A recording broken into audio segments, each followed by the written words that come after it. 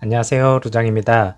연준이 주시하는 물가 지표인 11월 개인 소비 지출 PCE 가격 지수 상승률이 전년 대비 둔화가 되면서요. 시장은 안도감을 약간은 찾은 듯합니다. 이에 따라서 연준의 긴축 속도 조절론에 더 무게가 실릴 것이라는 기대감도 커진 상황이지만 임금 상승률에 대한 우려도 제기가 되었고요. 그로 인해 3대 지수 모두 혼조세를 보인 가운데 나스닥은 이제 장 초반 급격한 하락과 함께 출발을 하였고요. 장 중반부부터는 안정감을 찾으면서 약보합권으로 마감이 되었습니다. 다행히도 이전 저점은 깨지 않고 있는 상황이지만 산타랠리 기대감이 크게 사라진 만큼 다음 주 증시도 관망세를 보일 것 같네요. 루시드는 마이너스 2.76%가 하락을 하였고 애프터 장에서는 플러스 0.3%가 상승을 하면서 마감이 되었습니다. 오더플로에서는 라지, 미디움, 스몰캡에서 매수가 더 많은 것을 확인을 할 수가 있었고요. 1분봉에서는 장 초반 나스닥의 큰 하락과 함께 그리고 공매도 공격과 함께 큰 하락을 한 상황이었고 최저점인 6.59불을 기록을 하였네요. 장 중반부부터는 나스닥의 흐름을 전혀 따라가지 못하면서 마이너스권으로 마감이 되었습니다. 그래서 한 주 동안 마이너스 9%가 하락을 한 채 마감이 되었네요. 다들 아시다시피 지난 1년 넘게 시작이 된 증시의 악재들이 아직까지도 해소가 되지 않고 있는 2022년 마지막 한 주를 남겨놓고 있습니다. 원래 연말은 모든 걸 내려놓고 즐겨야 되는 거 아니겠습니까? 크리스마스 이브인 만큼 가족분들과 연인, 친구분들과 즐거운 시간 보내시기 바라겠고요. 한 주 동안 정말 고생 많으셨습니다.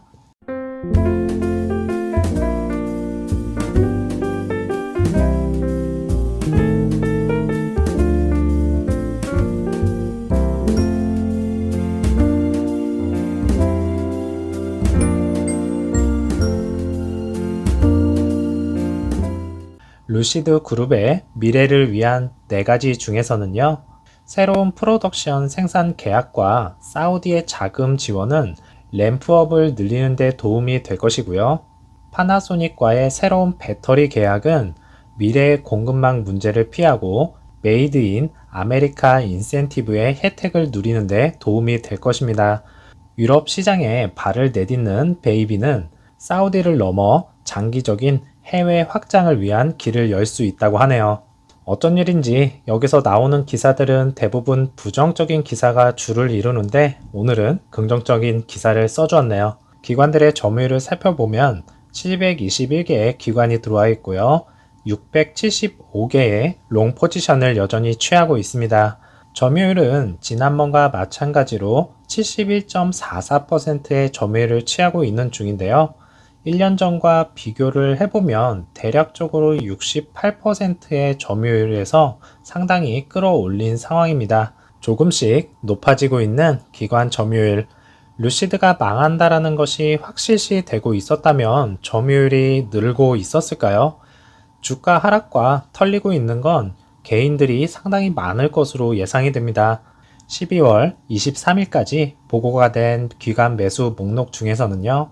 아이쉐어와 블랙록, 그 다음에 JP모건 등등이 이제 매수를 한 것이 확인이 되었고요. 매도 목록 중에서는요. 숏을 친 부분과 이렇다 할 큰 움직임은 없었는데요. 결국에는 공매도 비중이 상당히 높아지고 있는 것을 알 수가 있듯이요.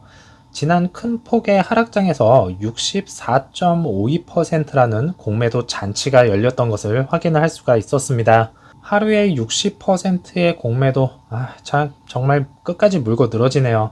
공매도 박살은 결국에는 이번 연도 생산 대수와 딜리버리 대수에 달려있는데요. 과연 루시드 측에서 제시를 한 6,000대에서 7,000대 생산을 달성을 했을까요? 현재 딜리버리 지연으로 골치가 아프지만 4분기 딜리버리 대수는 일단은 포기를 해야 할 듯 하고요. 생산 대수 충족을 했다면 분명히 딜리버리 대수와 차이가 많이 날 것인데요. 지난 3분기에서도 보았듯이 생산 대수는 어느 정도 선방을 했지만은 딜리버리에서 충족을 못 시켜주면서 어닝 미스를 안겨주었는데요. 2021년에는 125대가 딜리버리가 이루어졌고요. 그 다음에 2022년 1분기에는 360대, 2분기에는 679대, 그 다음에 3분기에는 1398대, 대략적으로 2배 이상이 딜리버리가 이루어졌었습니다. 그럼 이번 4분기에는 못해도 최소 2800대 이상 딜리버리가 돼야 되는 상황인데요. 애리조나 공장에 주차가 된 저 차량들이 이번 한 번에 딜리버리가 되었었으면 하는 아쉬움이 상당히 남네요. 하지만 아직 희망은 있다고 봅니다. 현재까지 생산량을 살펴보면요. 1분기에 360대, 2분기에 1405대, 3분기에 2282대를 생산을 함으로써 현재까지 총 4047대를 생산을 하였는데요.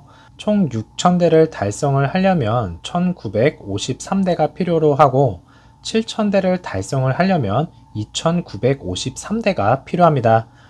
여태까지 베어스 워크샵 등을 통해서 차량 생산 능력을 확인한 바로는 3분기에 2282대보다 더 많이 생산을 이루어지지 않았나 이렇게 생각이 들고 있고요. 그럼 대략적으로 7000대가 넘는 수치를 보여주지 않을까. 만약 이번 생산 대수를 7000대 이상 충족을 시켜준다면 시장에서의 생산량 증가로 인한 2023년 생산량 기대치와 함께 좋은 결과로 다가와 줄 수 있을 것이란 기대감도 포기할 수는 없겠습니다. 이러한 마음도 피터 롤린슨도 충분히 알 거라 생각하고요. 서비스 센터에서 열심히 캘리포니아의 상징인 곰 마크를 붙여주고 있고 차량 오너분들과 친분을 다지면서 신규 오너분들과도 기념 사진 촬영을 하고 있는 것을 확인을 할 수가 있었습니다. 배송받은 오너분들은 이번 크리스마스와 함께 루시드 차량이 루돌프라는 것을 보여주면서 행복하게 기념 사진을 찍는 모습이었고요. 또한 서비스 센터에서는 열심히 딜리버리를 하고 있는 모습인데요. 아무래도 2023년에는 딜리버리 업체를 고정으로 컨택을 해야 하지 않을까라는 생각입니다. 애리조나 공장 페이즈 2가 완공이 되고 생산량이 급격하게 늘어나게 된다면 많은 물량을 소화하기가 버거워질 뿐만 아니라 생산량과 딜리버리 차이가 나게 된다면 매출 부분에서도 차질을 겪게 되는 현상이 지속이 될 것입니다. 하루라도 빨리 업체 선정을 해서 고정으로 꾸준한 딜리버리가 진행이 되어야 되겠네요. 그리고 2023년부터는 루시드 모델 트림이 전부 생산이 이루어지면서 그래비티 역시 예약을 시작을 할 것인데요. 이제 넉넉한 실내 공간과 긴 주행 범위로 많은 소비자들을 유혹을 할 것입니다.